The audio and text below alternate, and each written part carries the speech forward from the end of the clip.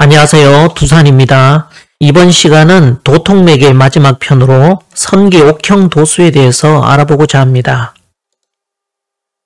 일반적으로 선기 옥형이라고 하면 옛날 천체의 운행과 그 위치를 측정하던 천문 관측기구를 떠올립니다. 흔히 혼천의라고도 하는데 선기 옥형이라는 말이 처음 등장한 것은 공자가 편찬한 서경으로 순임금이 사용했다는 기록이 전합니다. 백성을 잘 다스린 순임금이 사용했다는 역사적 상징성이 있어서 단순한 천체 관측이 아니라 하늘의 뜻을 받든다는 의미를 강조할 때 혼천의 대신 선기 옥형이라는 용어를 사용하곤 했습니다.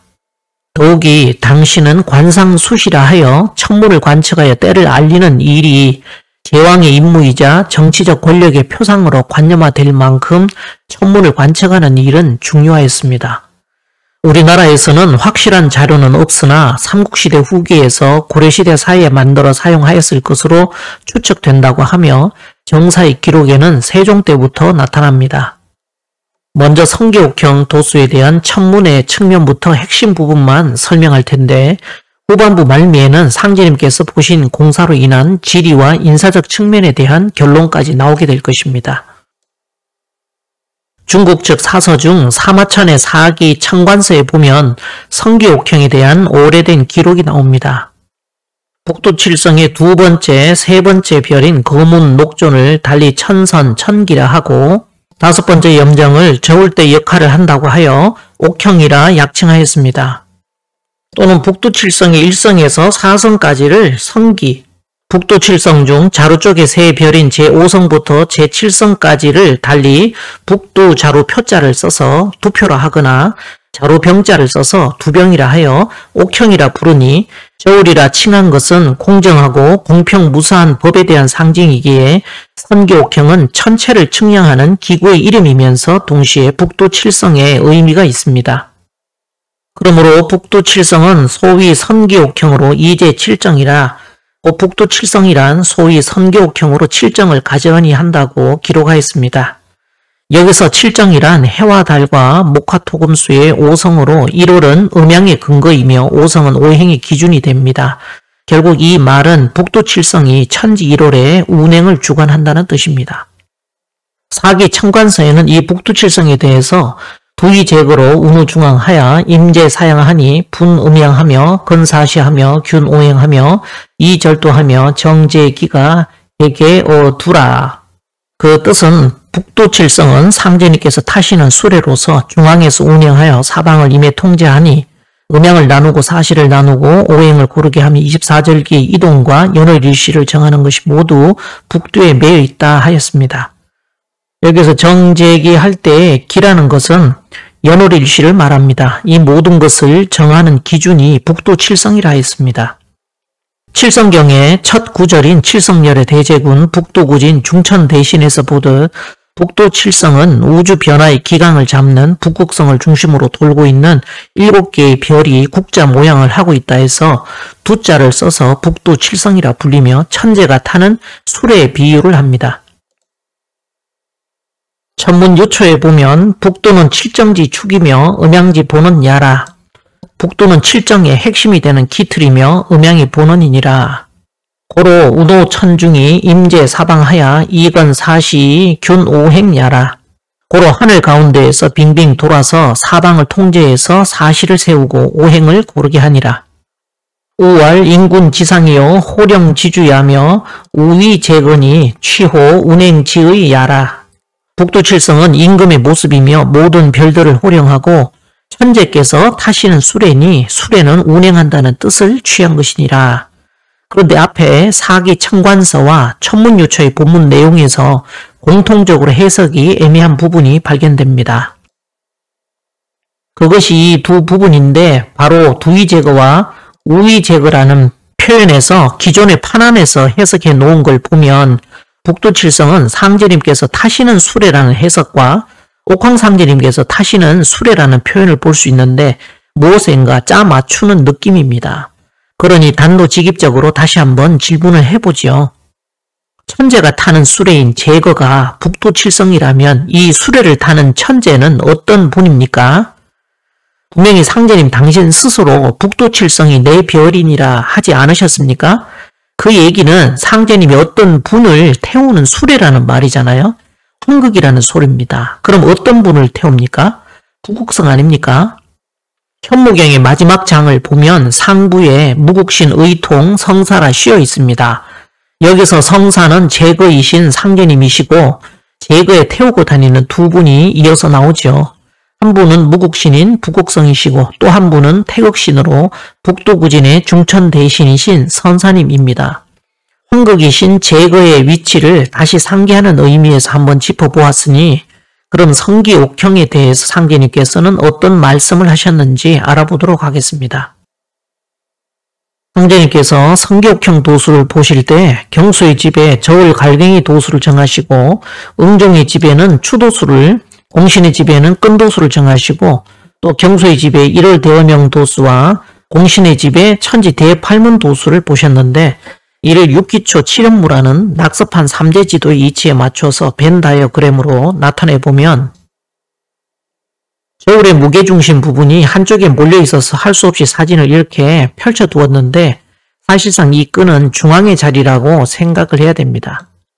성기옥형 도수를 보실 때 문왕의 도수를 받은 문공신의 집에 천지 대팔문 도수를 정하신 것은 홍바태전으로 태극이 자리하신 문왕팔계의 중궁이자 대의명을 내리시는 끈도수의 자리가 되기 때문입니다. 이는 입인지도의 자리에 대한 말씀입니다. 이어 수명소를 정하신 고부운산리 신경수의 집에는 저울 갈고리인 1월 대어명 도수를 붙이시어 1월의 용사로 칠성용정을 하게끔 하셨습니다. 이는 입지지도의 자리에 대한 말씀입니다. 참고로 저울 갈고리는 한자의 갈고리 골자의 소전체와 그 상이 흡사하며 애니메이션 영화인 모아나에 나오는 마우이의 갈고리와 같이 맥락이 연결됩니다. 마술 갈고리의 힘으로 영웅이 된 마우이는 마술 갈고리가 없으면 손 하나 까딱 못하는 평범한 인간이 되고 말지요. 이들은 잃어버린 마법 갈고리를 찾아 마침내 뜻을 이루게 됩니다. 이 갈고리가 북두칠성에 대한 상징으로 볼 수 있습니다.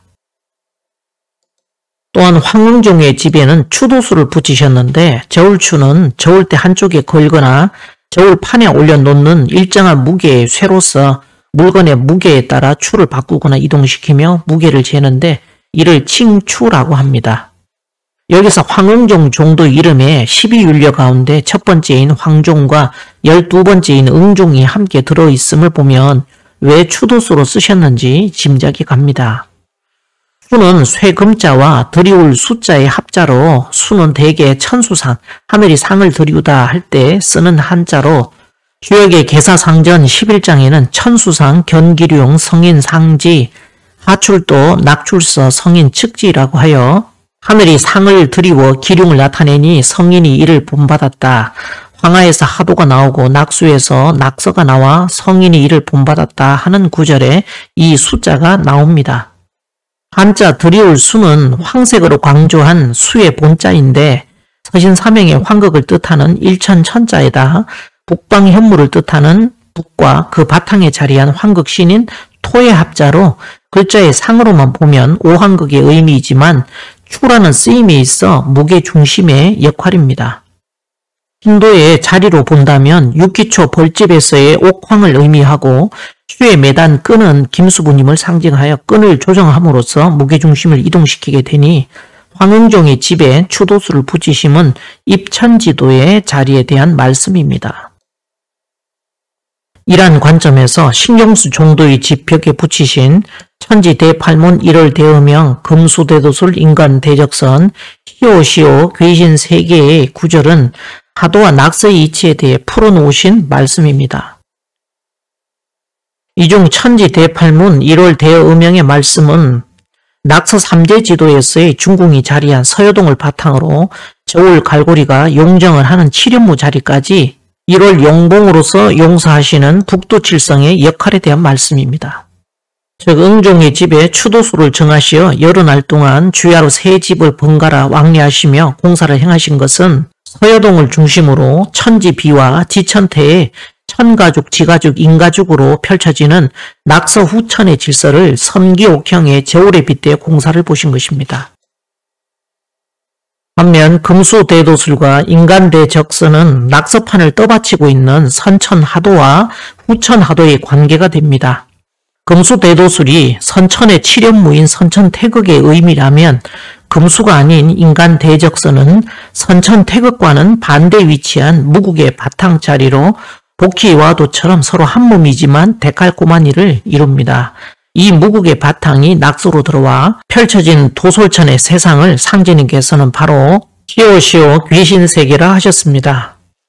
중화경 제9장에서 인자는 귀신지 회하라 하였으니 이때 귀신이라 함은 천지 귀신을 뜻합니다. 그러므로 시오시오 귀신세계라 함은 낙서 지천태의 판도로 열린 세상에 대한 비유입니다. 그때 천지 무일월 공각이요 일월 무지인 허령이니라. 천지가 일월이 아니면 빈 껍데기요 일월은 지인이 아니면 빈 그림자라 하시어 시오시오 귀신세계의 바탕에 계신 태극으로서의 지인에 대해 언급해 두셨습니다. 원래 정력의 일세주천 율려도수편에 나오는 내용을 상제님께서 인용하신 구절로 정력 원문에는 비적비 아닐 비자로 되어 있는데 증산 계열에서는 모두 없을 무자로 기록해 두었더군요. 여기서 지인은 그저 그런 사람이 아니라 주역의 곤괴 단전에 지제라 고논이여 할 때 고논인 지와 함께 하시는 인존을 의미합니다. 그러니 중심체가 되는 태극이 없이는 환극인 1월도 빈 그림자에 지나지 않는다는 것이죠. 상제님께서 당뇨의 역상 1월 성신 경수인시를 해설하신 이유가 바로 여기에 있었습니다. 서경 요전에는 내명 희화 흠약보천 역상 1월 성신 경수인시라 했습니다.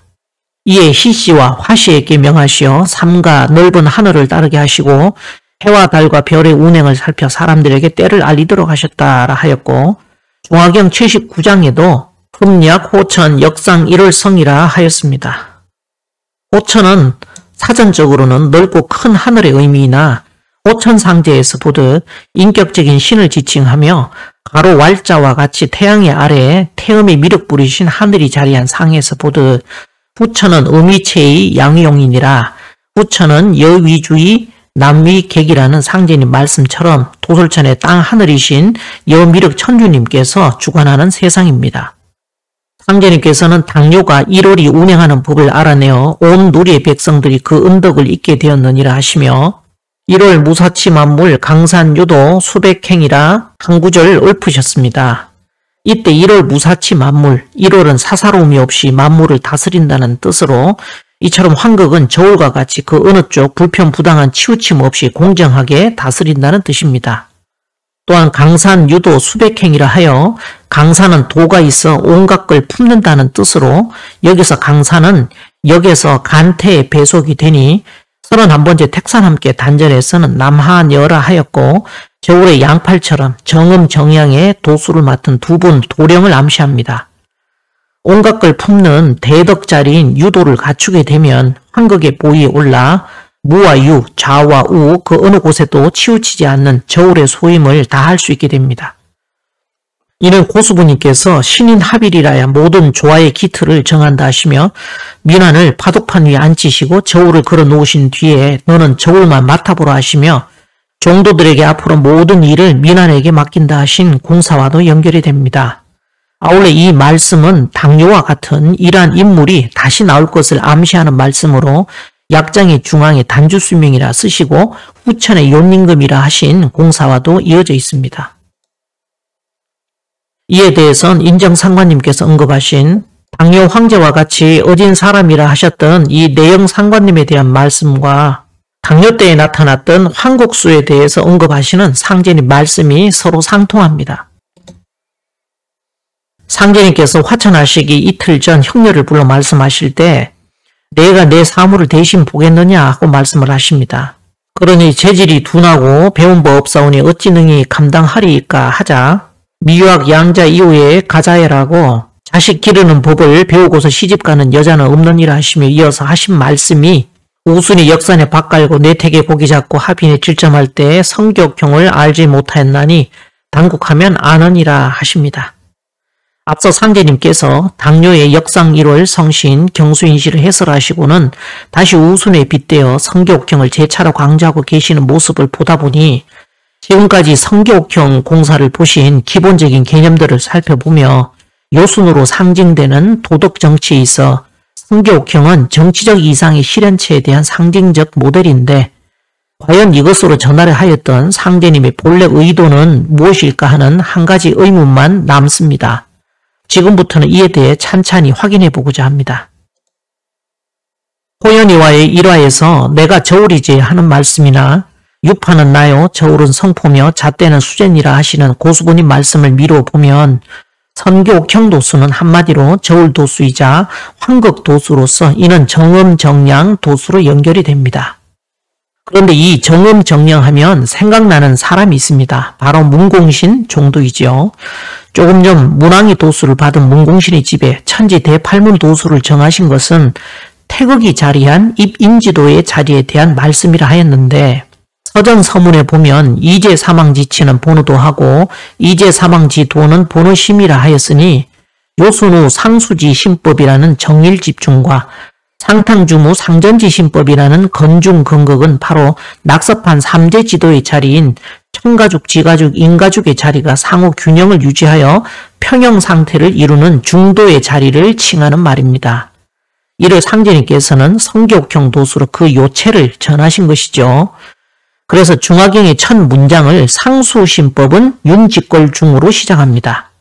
그런 다음 중야자는 천명지성, 화야자는 즉 솔성지위라 중용장구를 인용하시어 이 중의 자리를 중과 화로 나누어 설명하십니다. 곧 이 말씀은 환극의 자리 또한 정음정량의 중과 화로서 이루어져 있다는 말입니다. 그러니 태극이신 선사님을 좌우에서 보필하는 두 도령의 자리를 일러 정음정량이라 한 것이죠. 이를 고수부님께서는 유파는 나요 저울은 성포며 잣대는 수제라 하여 저울과 잣대에 비유한 것입니다. 그렇다면 천문을 통해 확인한 이 두 분의 자리를 법받아 내린 지리, 즉 지상의 자리를 확인하면 도맥의 정통성에 대한 시비가 밝혀질 것입니다. 그렇지 않겠습니까? 이에 대해 상제님께서는 대단히 중요한 공사를 하나 보십니다. 어떤 공사이고 하니 정읍 산회면 평사리에 평사나간이라는 혈이 있는데 가히 만인이 재난을 피할 만한 곳이라 하기에 그 기운을 뽑아다가 원평으로 옮기는 공사를 보셨다 했습니다. 지난 혼백동서 남북 8편에서 태인 베레밭이 있는 예덕리 하래마을 내에 있는 예음정이라는 정자에서 산제를 지낸 얘기를 하였습니다. 상내 하래 마을 뒤편에 군신봉조의 혈이 있다는 광자산 자락이 있고 사진에 보면 신배 마을이 있는데 마치 신하들이 이곳에서 왕자산을 향해 절을 올리는 형국이라고 얘기했었는데 그 옆에 자리한 평사리는 군신봉조 혈액이 뜬 평사나간의 명당 길지로 알려져 있습니다만 상제님께서 원평으로 그 기운을 옮겼다고 하셨습니다. 그때도 이 부분은 대단히 중요한 얘기라 추후에 다시 얘기하겠다고 했는데 그로부터 무려 5개월이나 지나 얘기를 하게 되었네요. 1907년 정민년 겨울 상제님께서는 정읍시 감곡면 통사동과 웅동면 용오리로 넘어가는 천해산 능선에 있는 소턴제고기에서 평사나간 기운을 옮기는 공사와 우람댐 건설의 두 가지 공사를 집행하셨습니다.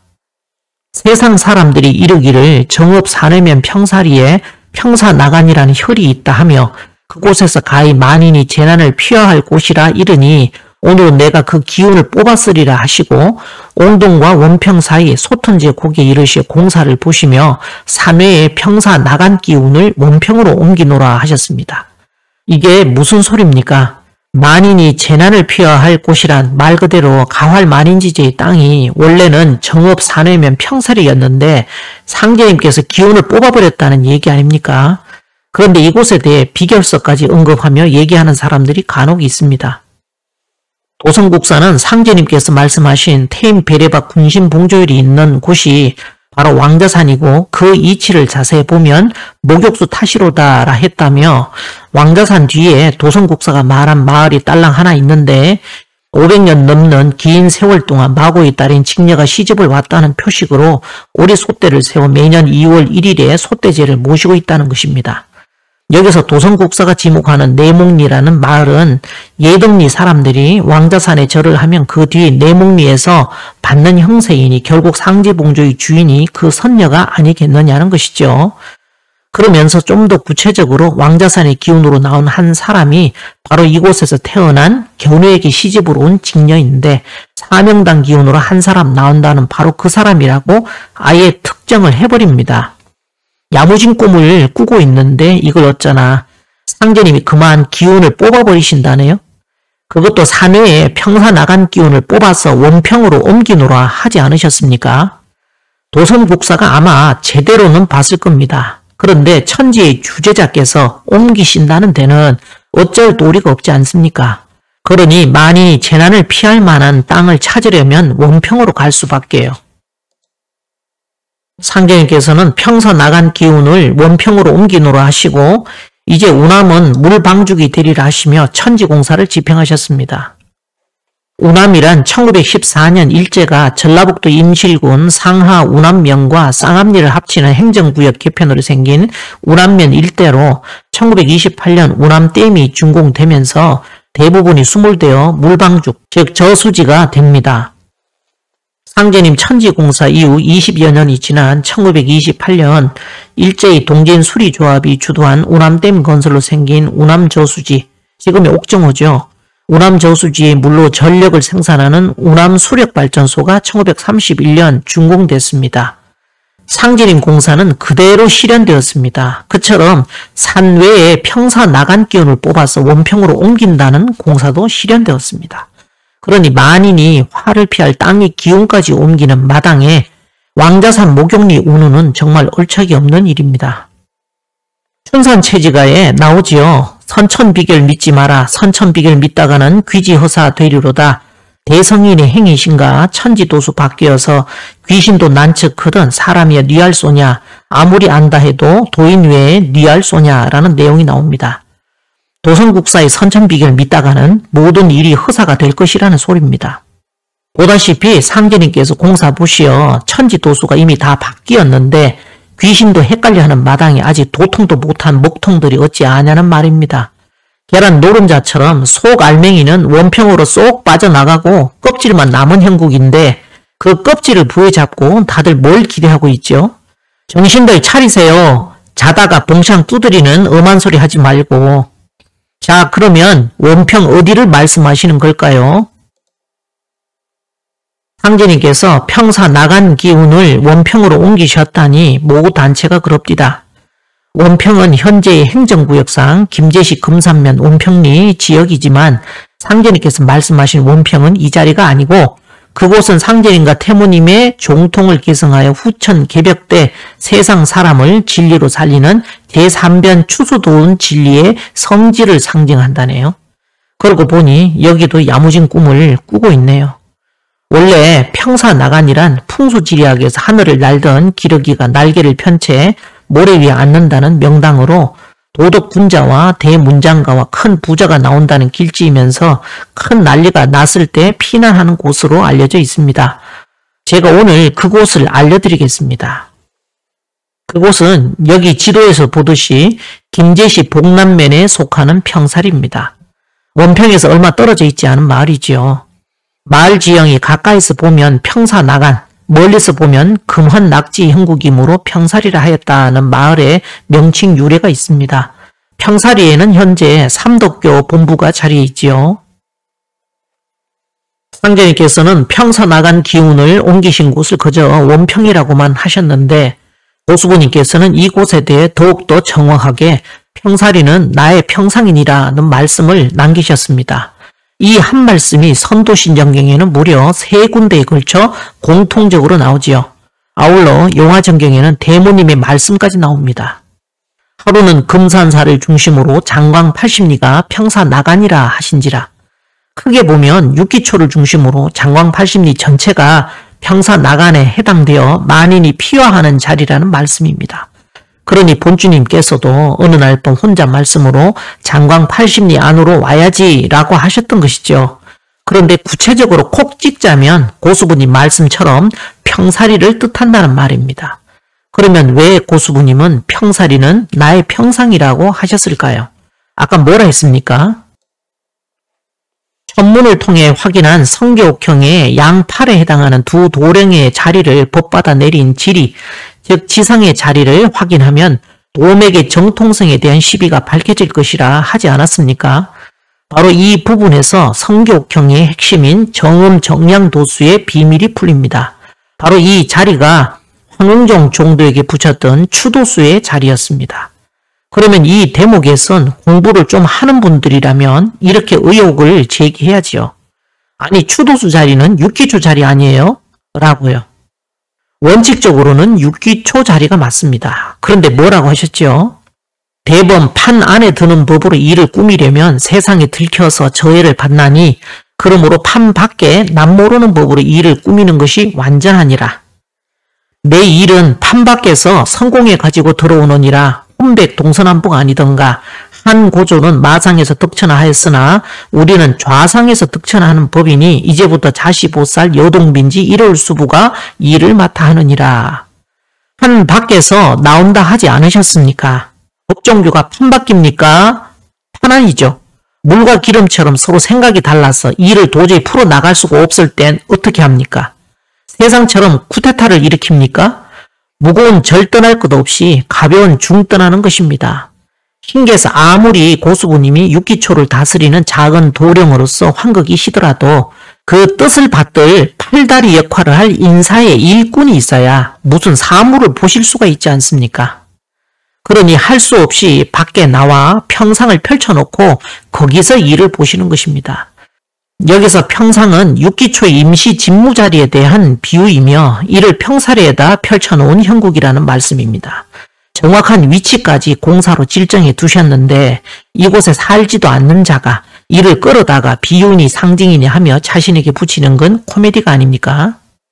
지난 오성산 논란 종결편에서 초막지가의 성인이 출원하노라의 말씀이 이루어지는 자리를 상제님께서는 정확히 해마자 남출 북유지수야라 하셨습니다.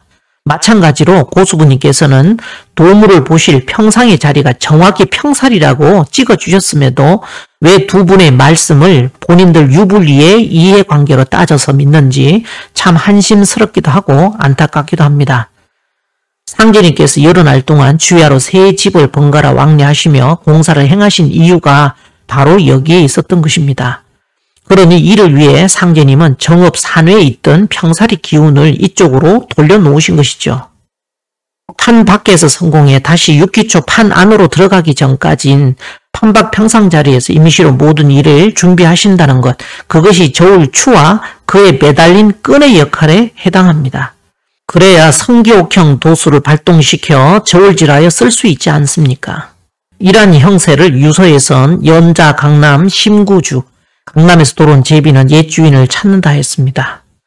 판 밖에서 성도하에 드릴 때에는 사람 바다를 이루는 가운데 너희들의 노고가 크리라 하시는 고수부님 말씀처럼 희루떡이 익는 이치와 같이 전주동국의 판 밖에서 도통판이 들어와 육기초의 벌집에서 여왕벌이 정사를 펴게 되심을 가리키고 있습니다. 또한 이와 비슷한 말씀을 상제님께서 여러 곳에 얘기해 두신 정황도 보입니다. 당나라의 대신 두 분은 청춘작반 호환양이라고 싱그런 봄날에는 짝을 지어 기쁘게 고향으로 돌아가리라 했는데 상제님은 날로 두고 있으리라 하시어 나의 일을 이름이라 하셨고 우주연가에도 동일한 구절이 수록되어 있습니다. 그러니 유서의 연자 강남 신구주와 영세가의 청춘작반 호환양은 곧 상제님, 고수부님 이 두 분이 짝을 이루어 함께 고향으로 돌아오신다. 금의 환영하게 되시는 일이 있다는 말씀이었습니다. 또한 여기엔 천지이치뿐만이 아니라 역사적 내력도 한몫합니다. 지난 대한독일라잡이 5편 태극양의 사상편에서 진안이 사만의 중심이 되고 마하는 좌측에서 보좌하며 번하는 남쪽을 지킨다고 하여 당군 조선의 통치 영역인 사만의 구조에 대해 얘기를 꺼냈습니다. 여기서 사만의 형세를 여칭 추국기라 해서 저울대와 저울추, 저울판과 같다 했습니다. 저울판은 백아강이요 저울대는 소밀랑이며 저울추는 안덕향이라 하여 수미가 서로 균형을 이루어야 그 덕에 힘입어 삼신의 정기를 지킬 수 있다 하였고, 마무리 부분에서는 나라를 흥성케 함은 저울 때의 평형을 유지하듯 사만의 뜻을 보전해야 왕업이 흥왕, 융성할 것이라 하였고, 나라의 흥망은 삼신을 섬기는 정성에 달렸다고 했습니다. 이러한 원리로 상제님께서는 선기옥형 도수를 보셨고, 이런 이치로 동여동, 서여동이라는 개념이 나오게 되었다 했습니다. 그때 했던 마지막 영상을 다시 한번 틀어드리겠습니다. 자, 그러면 이 성기옥형 도수, 정음정양 도수를 보신 핵심은 어디에 있을까요? 그것은 이번 강의 첫 시작에서부터 못을 박았듯 태극의 동정운동으로 인해 음양과 강유라는 사상이 나눠지며 낙서의 3대 지도가 자리 잡는 것과 아주 밀접한 관련이 있습니다. 이러한 이치는 신도의 측면에서는 삼신의 바탕 위에 칠성이 용정하는 상과 같습니다. 마치 저울대를 중심으로 저울판과 저울추가 서로 균형을 유지하는 모습과 흡사합니다. 이러한 신교 철학, 삼신의 이치가 정치 제도에까지 녹아들어 당군 조선과 운명을 같이 하게 되었으니 다수의 서울을 두는 사만 광경제의 모델은 우리 민족의 문화적 토양 속에 오래도록 신교의 삼신 문화가 끈질기게 살아남는 토대가 되었습니다. 그런데 이와 달리 중국은 오랫동안 봉건 제도를 유지하면서 한 명의 황제를 중심으로 한 중앙집권적 국가체제를 유지하였습니다. 왕조의 우두머리, 천자가 자신의 친인척들을 제후라 칭하며 땅을 내어주며 지역을 나누어 다스리게 하는 제도가 봉건제도입니다. 소수의 다양한 종족들이 고립되어 살아가기도 하지만 대다수 중국 대륙의 사람들은 단일한 정치체제와 이념 속에서 살아왔습니다. 그렇게 세상의 중심이고자 했던 중화 사상의 나라, 이것이 중국의 문화를 규정하는 중요한 요소입니다. 이 둘의 차이는 결국 선천법과 후천법의 차이이자 편음편왕과 정음정양의 구별이기도 합니다. 이런 남법과 진법의 차이로 드러나게 되지요.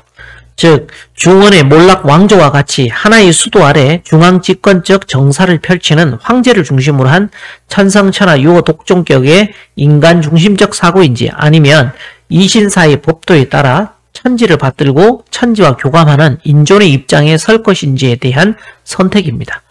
그러고 보면 지금까지 도정을 펼친 다음에 나온 모든 교단의 현실은 99.9% 중원의 몰락 왕조가 취해온 방식이었다는 것이 부정할 수 없는 냉엄한 현실입니다. 상제님께서 보신 공사의 핵심은 바로 이 부분을 정확히 조준하고 있습니다. 99.9%라는 건 1000마리 닭 중에 1마리 봉황을 찾는 확률이죠. 그렇게 상제님께서 공사를 짜놓으신 진법 도운을 열 판박기 모델은 당군 조선의 사만광경제 모델입니다. 이를 상제님께서는 동서로 분이 이경이라 하셨고, 그래서 성기옥형 도수를 보셨고, 고수부님께서는 동여동, 서여동이라고 아예 찍어주셨습니다. 이것이 정음정양이고 수미균평이라는 태평을 보존하여 나라를 흥성케 하고 사만의 뜻을 영원히 지키는 것, 이것이 진법 도운을 여는 요체라는 말씀입니다. 이 내용에서 핵심은 마지막에 얘기를 했죠. 상제님께서 공사를 짜놓으신 진법 도운을 열 판박계 모델은 당군 조선의 사만광경제라는 부분 말입니다. 그러면 이것은 무엇을 말하느냐? 앞으로 열리는 도정은 국가 경영의 기본 시스템인 고조선의 사만광경제로 다시 원시 반본한다는 뜻입니다. 결국 성기옥형이라는 천문을 법받은 인문의 통치 방식 역시 이와 같다는 것인데, 이것이 성기옥형 도수를 보신 상제님의 속내가 아닌가 합니다. 그러면 결국 평사리는 나의 평상이라 도수 보신 대로 추도수의 자리이니 누군가 진법을 주장하려면 이곳 평사리에 땅 한 평은 차지하고 나서 주장을 해도 해야 되겠군요. 평사리 관련해서는 앞으로 혼백 동서남북이 계속해서 연재가 되니 참고하시면 되겠습니다. 이상 도통맥은 이번 8편으로 마무리하고자 합니다.